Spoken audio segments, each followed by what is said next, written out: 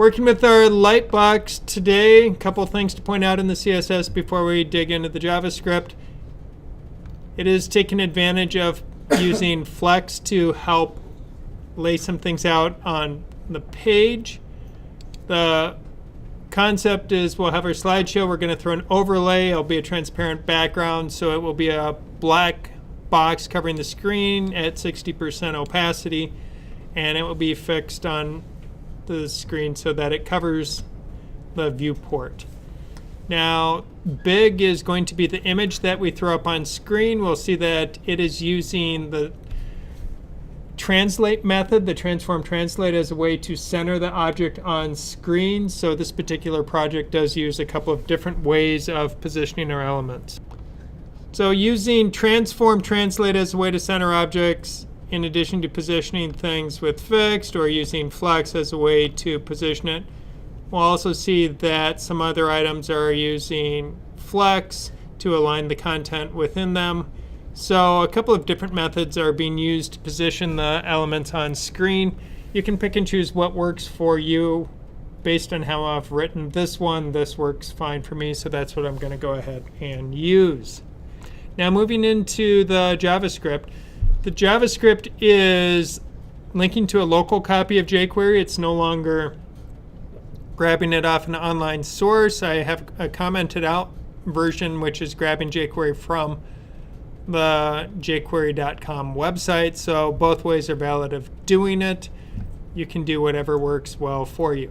Now, some people will notice that the script is happening inside the head before the body, and that is a way that you can do it specifically with jQuery, because we can use the document ready function, which means this script is not going to run until our markup elements are loaded into memory. The same way that if I were to take my script and just bury it at the end, I wouldn't technically have to put it into a document ready function, because it would now have knowledge and access to those elements on my screen already, because then it will have read through the DOM before it gets to the script. So if I put the script in the head at the top of my document, I need to make sure that I am wrapping everything inside of a document ready function.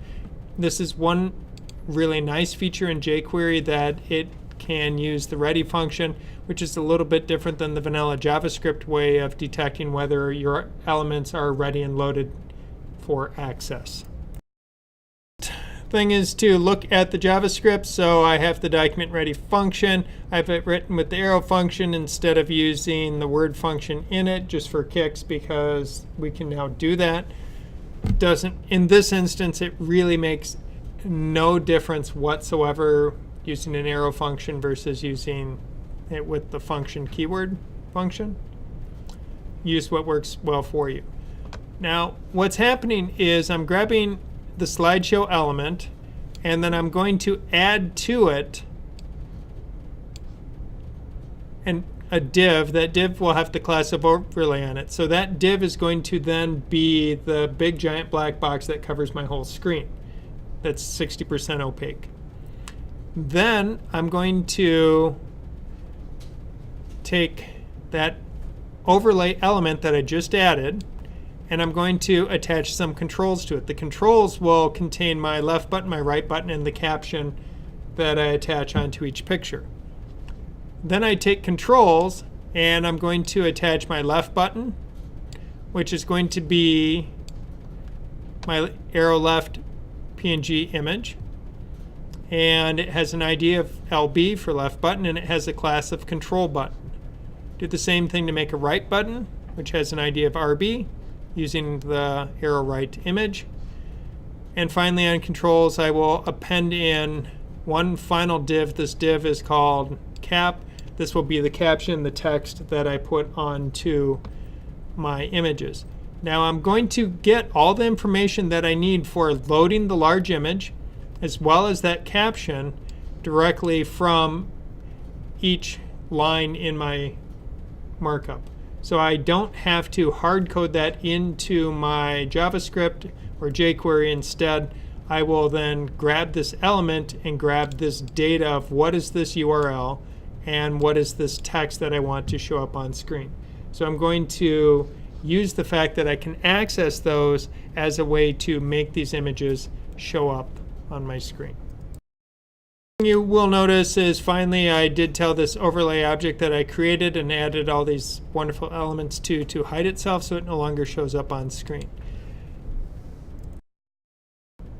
With it on screen, I can see that now if I look through this, here's my slideshow, there's my pics, and I'll see down at the bottom I've added in this div which has the class of overlay, has a style of display none. It gets that because it's had hide attached to it or called on it by jQuery. That'd be the same as attaching a CSS style that would have the display property of none. Now I can see there's my controls, there's my buttons, and there's my caption. So I can see how all of that got added. There's the image that shows up, and here is the other image. But none of this markup, as I look at it here, exists inside my actual markup. It's not there because it was added to or appended to my document through jQuery. With my markup looked at, now I'm going to figure out how to make my images show up. And the first thing that I want to do right now is I want to gain access to each picture. So I grab this paragraph, which has the class of pic on it. And when I click on that, so that is where the thumbnail image is that has the anchor tag attached to it. So I'm going to take that element and I'll use jQuery's click method. So grabbing the click event, and it's a good practice every time we add in a set of kind of curly braces or ending a function or anything like that to add in a comment on the final set of braces, and I will say end pic click. Because then as I start adding in more and more layers deep of indents and curly braces and parentheses, I will know what this belongs to. So it's easier to track it so that when I do create errors in my code of improperly nesting things, I can figure out what is happening with it. Now, the first thing I want to do, because right now if I click on one of these pictures, it goes directly into the picture. It does not load it on top. So we can see that the URL changed from the HTML file. The anchor tag specifically says go to this JPEG, but I don't want to do that. Instead, I want to prevent the default event from happening. Now, if I'm curious what that means, I can go into the documentation for the JavaScript on MDM and look about it, and I can see that event prevent default is going to then stop an event from doing what it naturally would do. This way we can take control over an existing event. Now if you're clever, you could see how this could be used for malicious purposes.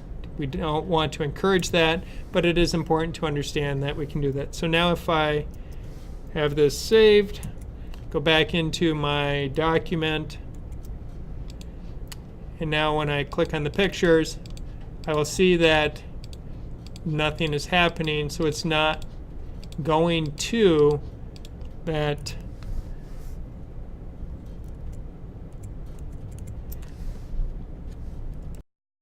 into the JPEG, so I've prevented the default behavior from happening. So what I am going to do with this is I am going to now grab the path or the URL that is referenced in the href. Now right now it's grabbing a local file, but it could just as easily be an image from a different server or from somewhere else on my website, so it could be a much more robust URL. To do this, I'm going to store it in a variable just because it makes it easier to break this into a couple different lines as we work with it here. So my image path is going to be equal to the item that I clicked on,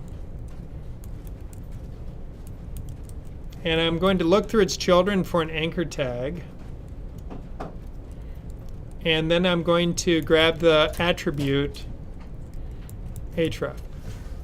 So these are using jQuery's convenience factors of being able to look for specific properties that are part of elements.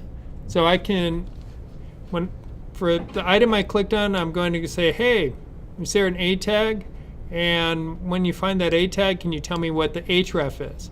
So I can see here's my A tag, here's the href, so I can go and find that property and get that value. So that now sets the image path variable equal to that href value. Now if we want to see what's happening with this, we can certainly just log it out and see it in action. And this is a good way when you're developing this is, okay, just log things out and see what happens. So when I click on the pictures now, I can see that it's now grabbing that element. So we're in good shape there. It's grabbing the URL that is specified based on this event. Now my overlay doesn't have a big image in it, but I can attach a big image in it the same way that I attached in overlay controls, my buttons and caption. I can even do the same thing here. So I can say overlay dot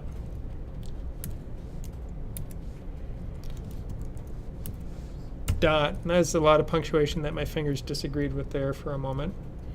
And now we can append it, and you'll see this is part of why I put it, the image path, into its own variable, just to simplify it a little bit. Now as I'm appending this, we'll set their image source is equal to, and now within quotes, this gets a little bit messy because we're trying to put something in and we have quotes occurring inside of quotes. So it gets a little bit messy, and the code completion inside of Atom gets a little wonky as I have to work with it.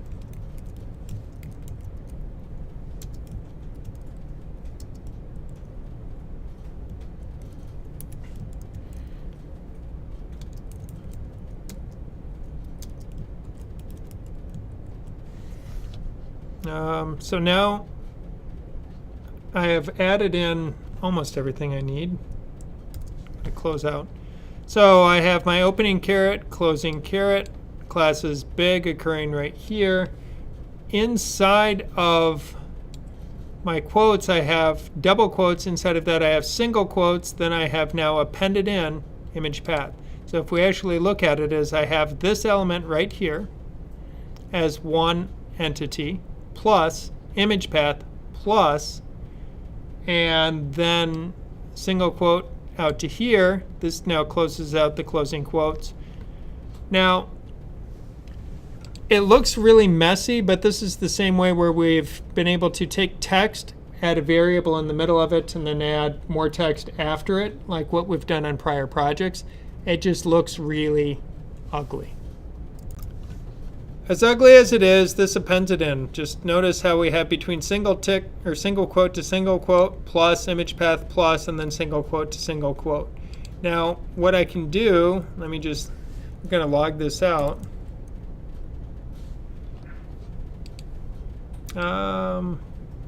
Actually, we don't really need to log it out. We can just see it in action and see if it works.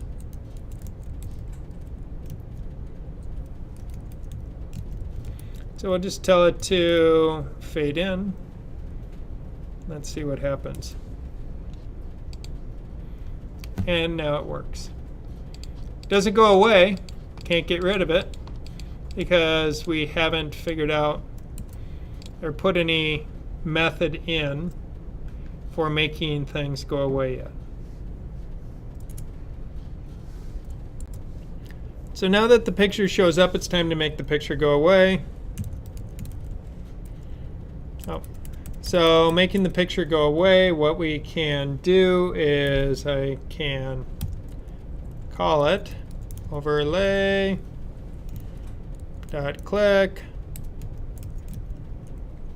function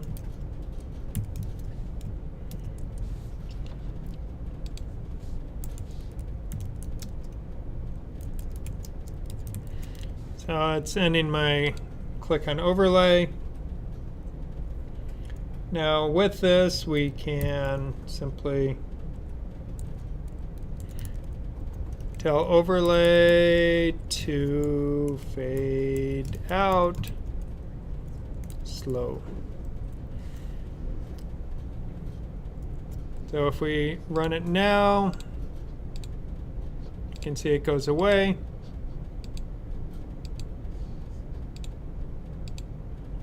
And that's pretty fun. With my images coming and going, the next thing I want to do is gain access to the captions that are going to be showing up on the images as well, so I can further clean up how things look. This is another one of those, it's not quite as ugly as trying to append this in because the caption element already exists. We just have to gain access to the text itself and put that on screen. So we can store it in a variable and add it in, or we can just be brave and say I want to go grab my caption element, and I'm going to set its HTML equal to, and this is where I have to grab, so I'm grabbing this title attribute.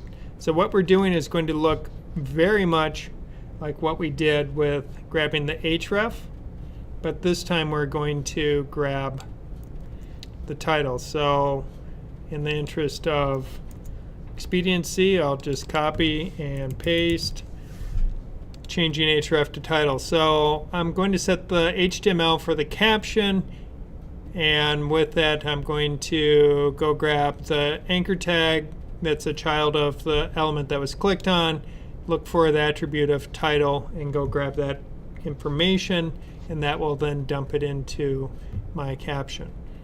Now, if we take a look at this,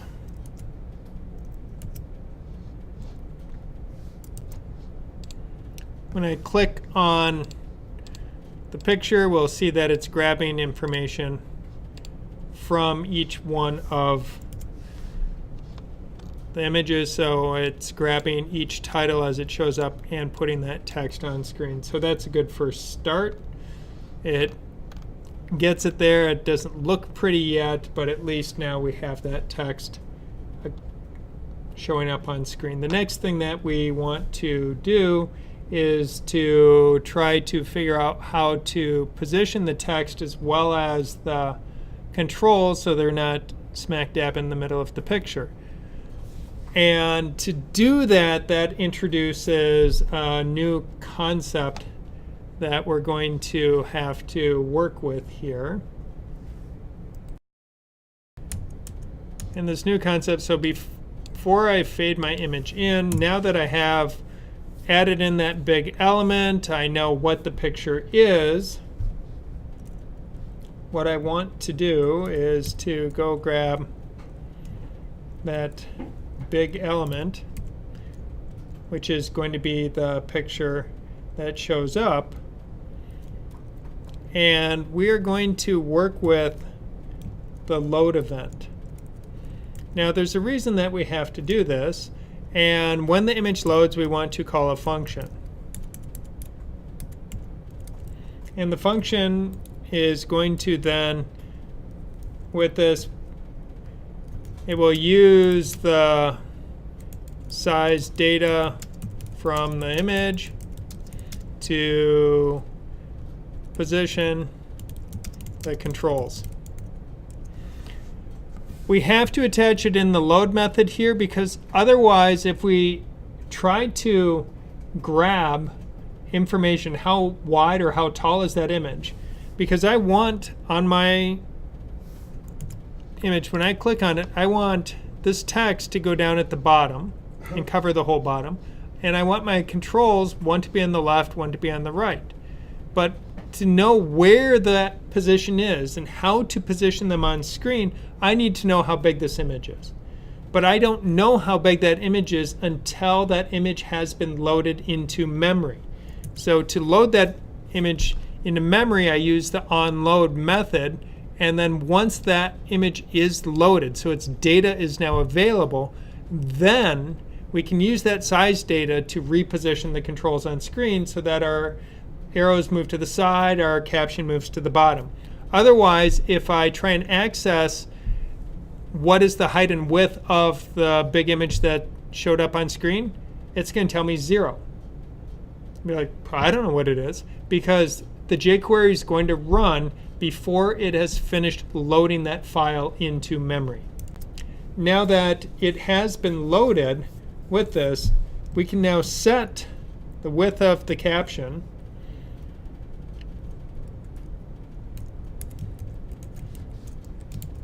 So I can now set its CSS property, and this is nice. Now if I'm setting one CSS property, I can just list it, but if I'm doing multiple properties, I do it inside a set of curly braces when I'm doing that, and I also load image. And this would be and CSS stuff here. So it's just a good idea in all of your closures to always put in that end comment, so then you know what it is in your code. Otherwise, as you start looking at it, as the code gets longer, it's harder to keep track of. So what I want to do is to set both the width of it as well as where its top position shows up. So I'll start out with the easy one, and I'm just going to grab the width. So I'll grab out of my big image. So jQuery has a method I can just do .width with parentheses, then that calls the width function, and then it puts it in. So now if I save this, this should make my caption as wide as my image. And we can see that it's making it as wide, but we still have some positioning things that we have to take care of. So we haven't quite figured out where to put everything on screen just yet, but it's getting there. The caption is showing up. We need to position it a little bit more. If we look at the controls, we can see that the controls are here in the middle. The controls haven't expanded to be the correct width either. So I'm going to, before I do the caption, I'm just going to go back and then do my controls. And with the controls, I'm going to set their CSS width. And this will be set equal to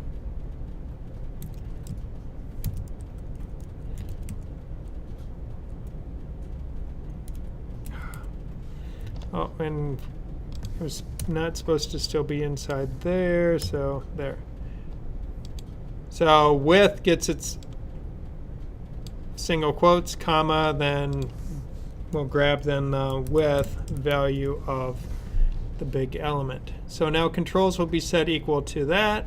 Caption will have its width set equal to that, because otherwise caption won't extend to fill the entire width of it. So now when I look here, we can see it extends to the full width, even though our text is only this big. Otherwise, it would just be the width of the text, and then that wouldn't give me that full look. So my buttons are showing up where I want them to show up. My caption is now the right width, but it's not at the right vertical position. So we need to change its vertical position, and that's another property that we can set inside our CSS. We can go in and set the top property of this. Now, this is where it gets a little bit tricky. We have to figure out what is the height position that we want to set it. So we get some clues revealed to us if we go back and look inside the what's happening. So we can see how it's being translated with 50%. That's kind of half of something. So then that now starts to give us some idea of how we may wish to move this. So what we're really trying to do is grab the height of the big image and cut it in half. That's going to get us close. And we'll see now when I look at it, it gets it close, except now it's running off the artwork. So it's close, but not quite.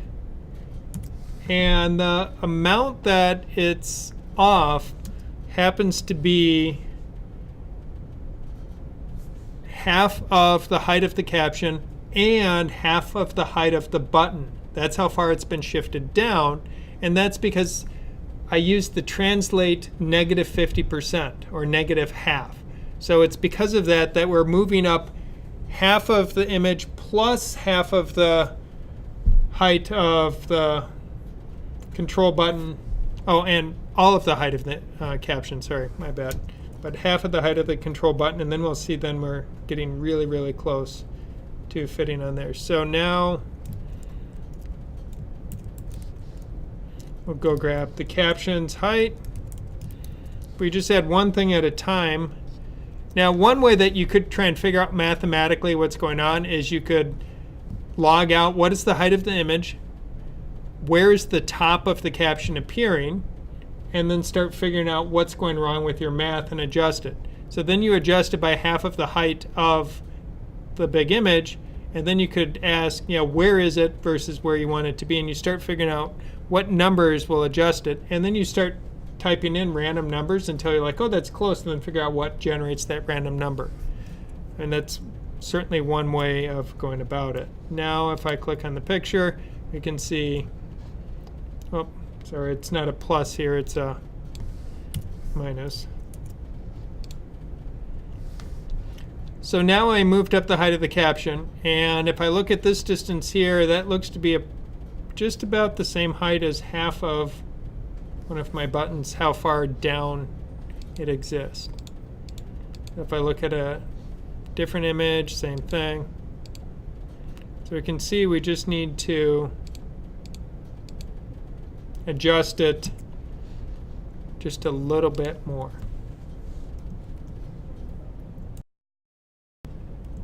So now I'm going to go grab my control button. So that is going to be either object, left button or right button. We'll grab its height, divide that by 2. And now when I click on a picture, we'll see that the caption lines up exactly every time. What's nice about this is because we're using the height of these objects, if those objects change in height due to some sort of other CSS modification, I change the height of the caption, I change the height of the text, I change the size of the button graphic, my code won't break. That is the way to write it so that your code is going to be flexible enough to handle when you change the properties of those elements, because the buttons that I have here are kind of ugly. So I would encourage better looking buttons. You make better looking buttons. If you hard code it in a number, then it's going to break. That's why we want to set things up where we use the values of our objects as a way to help arrange things on screen. Now, I spent some time clicking on the pictures, and as I do that, a funny thing happens. It keeps adding new image tags to my markup, even though we don't see those other images, but it is starting to become kind of ugly and problematic that I've now added that many images to my markup. So that's something that I think I want to address as part of it. And if I look at what's happening here, when I click and I make it fade out, it makes it go away. But every time that I click on one of the thumbnails, it's creating a new image tag and appending that to my overlay, which is why I see all of these occurring. So to counteract that, what we can do is inside of our click that makes everything go away, we can go grab that element that we have and simply remove it from our document. Now if I click on a picture, it goes away. We can see it went away. Click on a picture, it goes away. So we no longer get that littering in our markup occurring. So that's just a nice little feature to include to clean up the project. Now that I have the images coming and going, I have my controls and title or caption appearing where I want it to appear. The next thing is to add in functionality to the buttons to make those work. And to accomplish that, I am going to start grabbing each one of the buttons and do something with it. And this is just a good practice to get into, is to work on getting the buttons active and verifying that they're registering events. Once we know they're registering events, then we can do something with it. So again, on this button, we're going to use our ubiquitous E, prevent, default. So we'll call that. And now I'm going to log out a message, and I'll say left was clicked. So assuming everything has gone correctly, now what I can do is jump into my browser. It's been reloaded. I go back to the console, click on a button, or click on an image. Okay, images still work. I click on a button, left was clicked. But we'll notice I clicked on the left button and the big image went away. So it's registering that I clicked on the button, but it's not just doing that, it's also making the image go away. So even if I try and do something else at this point, try and change which image is clicked on, change its property, do all of that stuff, when I clicked on the left button, I never said remove the big image, yet it's going away. And this has to do with a JavaScript event model. And what happens is when events register, they now move through or bubble through the different objects within my document object model. So they start working through these different objects. So even though I clicked on the button is part of overlay. And while the button registered the event, it then allowed that event to then propagate and gave overlay a chance to go, hey, I know what to do when I get clicked on, and then overlay did its action as well. So what we have to do is we have to enforce a stop to that bubbling of the event. So we can do that by saying e dot stop propagation, and then there we go. E stop propagation. Now when I do that, and if I click on my button here, left is clicked, but it doesn't go away. But if I click on the right button's not looking for anything, so the right button doesn't register, but the event then passes down to the next object in my document tree, which is the overlay. Overlay is looking for it, and overlay then fades out and removes big, provided big is there. The nice part about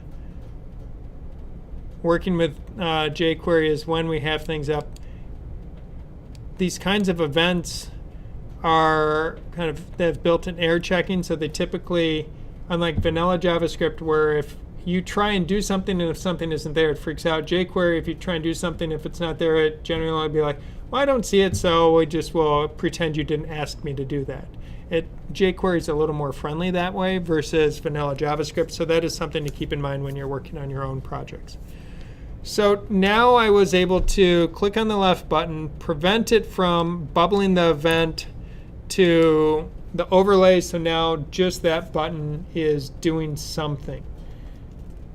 The next thing that I want to do is I want to be able to set it up so that if I click on this button, I want to then move to the next image left. So if I click on the middle one, I want to be able to then move to the one to the left. But if I click on the left one, there's nothing else. So then I want it to then go away.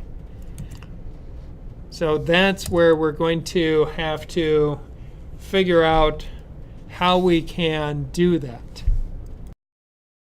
To be able to track what is happening, we need to keep track of a couple of things. We need to know what is the current image that is active when we now have something on screen. And then we're also going to store all of the paths for all of the images. We will take and store all of the paths and all of the titles in memory, so then it's easy to just grab those out of the array. Because the pictures, if we store them, the first picture path we store it at position 0 in a path array, then the next picture will be at position 1, the next picture at position 2. And then if we have a title array that stores things in the same order, we'll be able to then use indexing number, or the current image number that is active, as part of what we're working on to make it work. The first thing I want to do is just create a constant that is going to be my path list.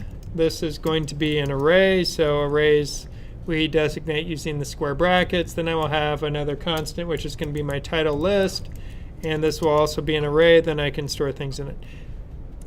I can use constant versus let for storing this because I'm not changing the fact that this is an array, but I can add and subtract elements from an array even though it's a constant. Where if I say I set a number where I said const my number equals and then specified an actual number and tried to change it, then that would throw an error because you can't change a constant. So I'm not changing the fact that this is an array, so I'm leaving that constant, but I can change the contents of the array just fine. So a good practice is every time you're adding in variables, try to do them as a constant unless you realize it has to be mutable and then you change it to let. And usually you do that by you leave it as constant until the console gives you an error message like, okay, fine, I'll change it to a let. Unless you already are fairly positive ahead of time that's what you need. Now the next thing I want to do is set up a constant, and this will be my total images. This is going to be how many images do I have, and I'm going to then use jQuery to access the slideshow, and it's going to count how many pick elements exist. So jQuery gives us a nice way that we can cycle through everything on our page and say, hey, how many of these exist? Now, I could be saying how many image tags are being used as part of it, but if I have other images on my page that aren't part of my slideshow, then that would break it. That's why we want to reference this class object here, which is what we see in the markup where I have this class. So this tells me this is how many images are part of my slideshow. So that's why we are using that property. So we let jQuery count for us. The next thing that I want to do is to populate my path list and populate my title list. We can use a for loop for it. Now this is again where we use let, because this is going to be something that is going to be mutable or change each time we go through the loop. So we're going to cycle through based on how many images that are there, increment I each time we go through the loop, and then while we are doing that, we are going to then go through our path list,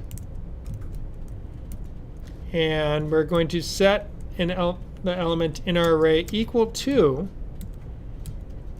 and this is where I will then grab out of slideshow my anchor tag, and this is where I get to do something a little bit different that we haven't seen, And I'm going to say EQI, and then the attribute of href. Now, we haven't looked at this before, but what this allows us to do is to access an element. So we're accessing the first element in slideshow, so the first anchor tag in slideshow that has the position of elements of, in this case, 0 with the attribute of href. So we look through. So I need to look here. So inside of slideshow, I have an anchor tag, another anchor tag, and another anchor tag because I have my 3 images. So I'm looking through slideshow, finding the anchor tag. The first one has a position of 0. And that's what the EQ is looking for. So it says, give me the first one in the list of items that has that position. Now, if you want more information on it, you look up in the jQuery API documentation on EQ, and you can see where if I have a list of items, and I say EQ2, and I'll change its CSS background color to red. So in this list of items, this has its position is equal to 0, 1, 2. So this statement of EQ2 would change the background of list item 3 to red. After I have populated my path list, I get to use the identical or almost identical information for my title list. And the advantage of doing it this way is then I don't have to be asking each time, which, and doing this kind of, I want to go grab the title of this item on my document. I want to go grab the image path of this item on my document. So this is where, by doing it this way and populating these arrays, then we can cycle through the arrays, and it makes our subsequent code a little bit cleaner and easier to use.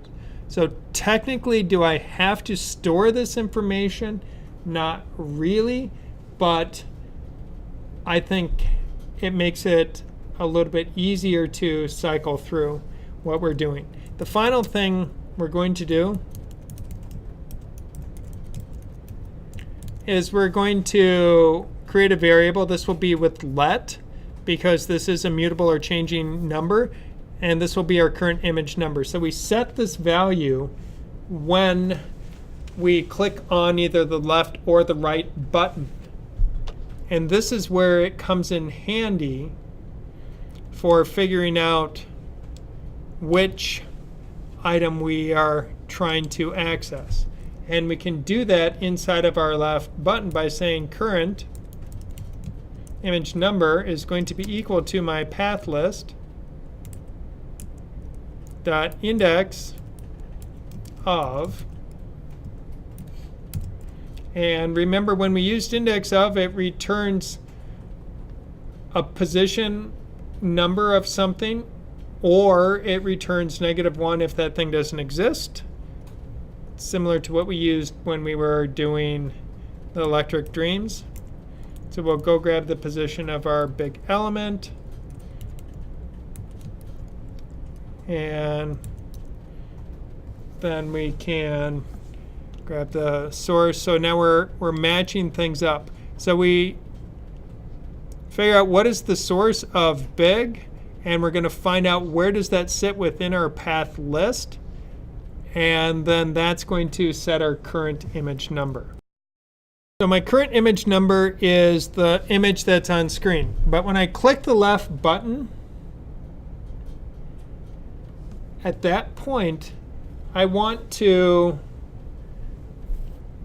decrease that number. If I click the right button, I want to make that number go up. So I'm going to say current image number minus minus, which is the same thing as current image number is equal to current image number minus 1. So you can have the verbose. I prefer the minus minus as a way to go about doing it. Now if I click the left button, I can say if, because I want to say if my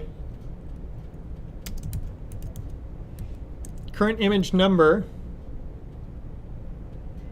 and this is where we're going to go if it is going to be greater than or equal to 0, then we will update our image, which we'll figure out how we do that in a moment.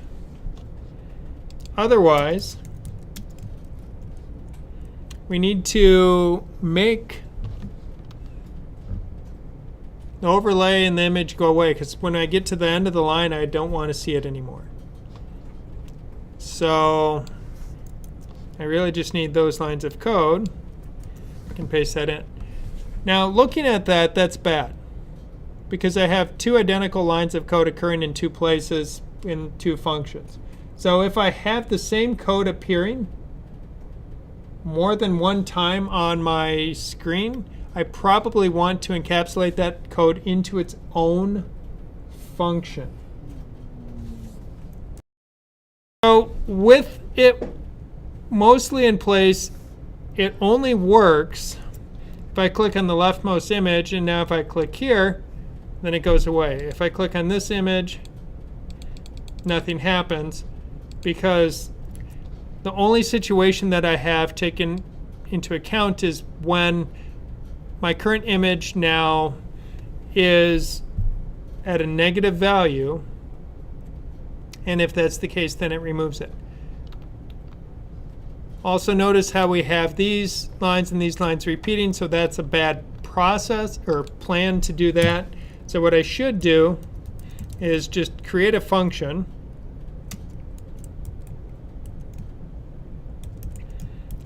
We'll call it clear big image. And inside of clear big image, that is where I will locate those lines of code. And then I will simply call clear big image in my function. So then that becomes a better process. So if you're going to repeat the same lines of code more than one time, write a function so you can reference that function. That is a better way of doing. You want to use the programming principle of dry, don't repeat yourself.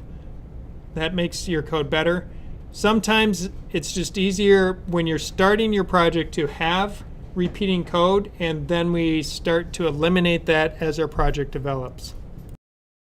Now comes the moment of truth to update the image when it shows up on screen. To update this image, what we want to do is to change the attribute for the image based on the path list, change the caption based on the title list, so that we can make that show up on screen. So to do that, we'll go grab our big image, and then I will change my attribute of source. And this again is part of where jQuery is really nice, because I can just say I'm grabbing an attribute of something and I can change it super easily. And I will use my path list, and I will then grab my current image number and populate it like that. And then we're going to update the caption, since we do have that information stored inside its own array. We'll change the HTML to use our title list. And in the title list, we will use the index of our current image number to access that as well. Doing so updates our source attribute for the big picture, updates the text or the HTML text that's appearing inside the caption. So if all is working right, if I click on the rightmost image, I can now work my way through until I get all the way to the end, and then it will go away. Looking at that happen, click on the rightmost image, click left, and we get an error message. Message telling me ATT is not a function, and apparently my fingers weren't fast enough to register the R, which is what I wanted to put into it. Now if I click on the left arrow, we can see it changes and goes through and goes away after the first one. So I have this really hard click, which because these images all take place in one position on the same background, it's kind of fun. It almost creates an animated effect. But I want something that has a little bit more visual flow and pizzazz. And to do that, what we can do is we can use jQuery's fade out and fade in methods to make this whole thing look a little bit better and more interesting as we work with it. So to do that, what I want to do is I want to fade out the image, the buttons, and the caption. Now, this is where, going back up to the top, we'll see slideshow gets overlay, overlay gets controls, controls gets my two buttons and the caption. So theoretically, if I fade out controls and the picture, but not the black background overlay, I'm going to have a nice visual effect happening. And this is where we can string this together nicely in jQuery. So I can say .big, comma, inside of here. So .big and grab my controls like that. So we're able to specify multiple elements in here, which the syntax is not unlike the same syntax we would use when we are referencing style information in a style sheet, where if we have multiple elements we want to apply a style rule to, we just separate them with a comma. If we don't use a comma, then it specifies parent-child relationships or sibling relationships between those elements. So by using the comma in here, we're able to do that. And now I can say fade out. If my fingers will still type, I'll say fade out over half a second. And then once it fades out, I want to call a function. So with fade out, what we can do is we can then have a callback anonymous function, so we can fade it out and then change these elements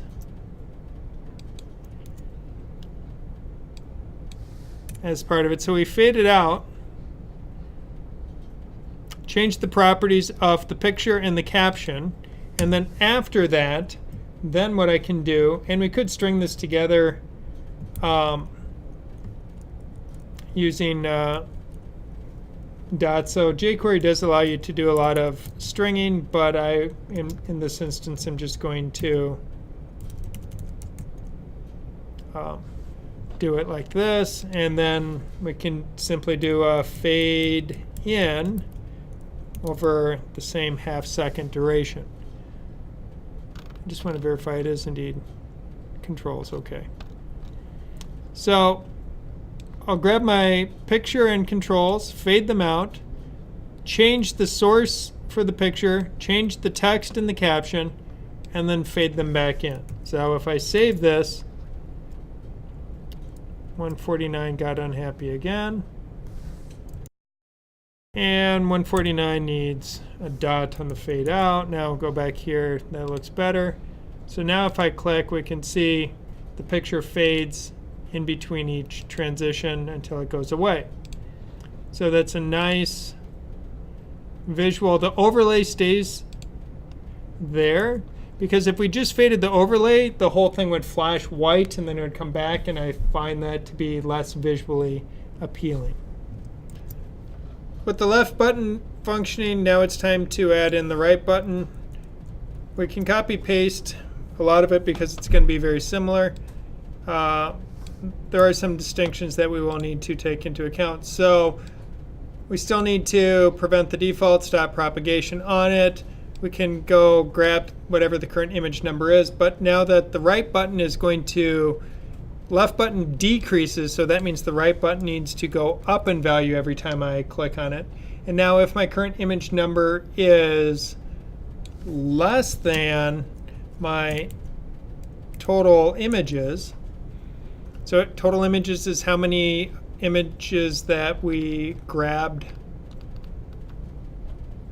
how many pictures are in our slideshow. So if it's less than the total number of images, then we want to update it.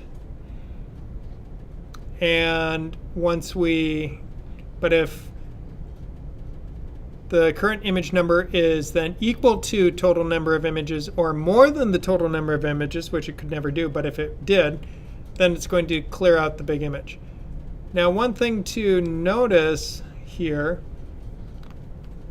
is under update image, it does appear that we may indeed have some redundant code. So if I click here, let's see, click right, it goes away. So I can go left, right, left. The text is updating, the buttons are working, it's all happening nicely.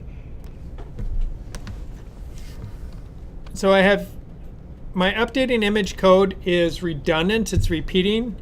So the same way that we move clear big image into its own function, this updating the image in the title is something we probably also want to put into its own function as well. So, and change this and right button click. And now what I can do is just go function, update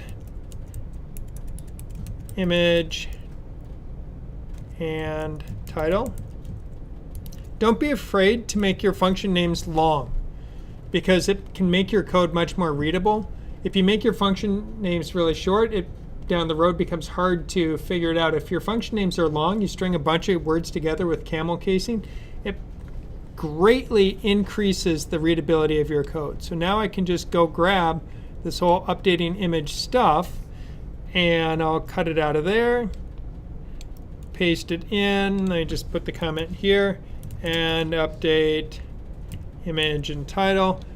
And now right here I can just call update image and title and call that method.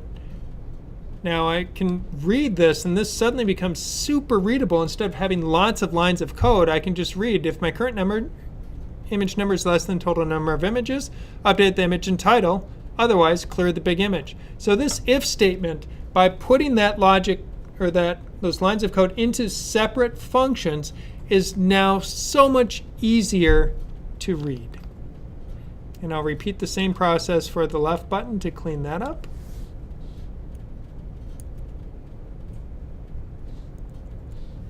And just update image and title.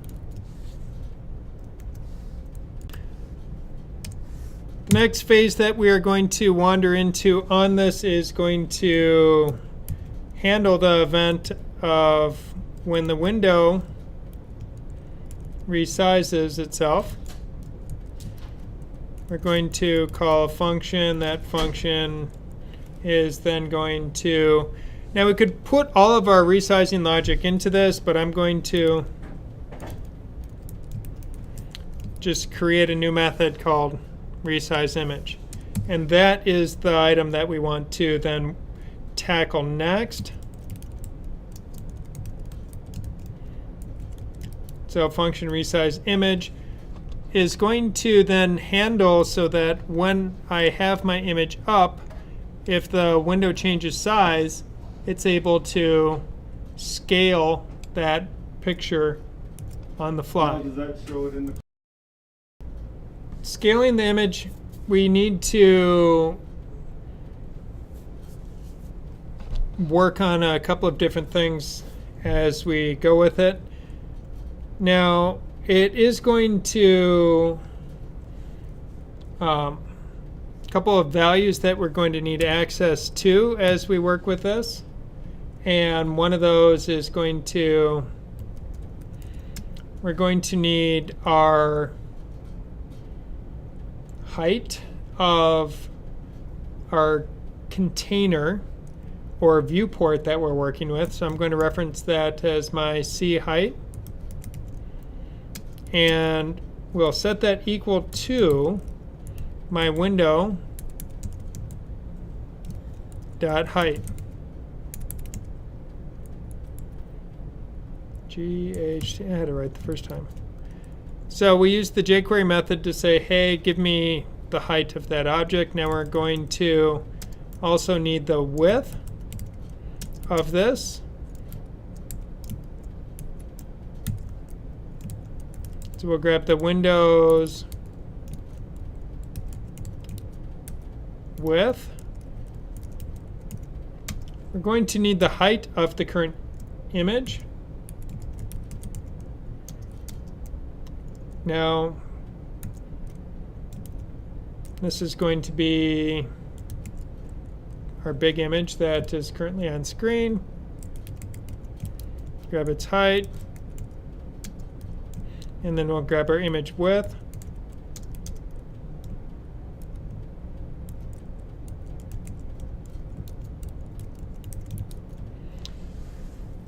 Because what we will need to do with these is we will need to then figure out how big is the window, how big is my image. I also need to figure out, is my image landscape or portrait? And we can do that by comparing height to width of it. And then is my viewport or my screen landscape or portrait? So we're going to have to do some comparisons to figure out what is the optimal way or size to fit this image into our screen. Ultimately, as we do that, we're going to establish a ratio. This ratio is going to be 1. And in the beginning, it will be 1. And then we're going to take this ratio, which is going to be the ratio of the height of my container divided by the height of my image, or the width of my container divided by the width of my image, depending on whether my image is landscape or portrait. And that gives me a ratio, because I need to know what is the proportional size of my image to my viewport. Because then once I know that ratio or proportion, I can multiply that ratio by the other dimension to scale my image equally. So what we are doing here is, in essence, we are going to be doing a manual kind of transformation of this image to make it fit.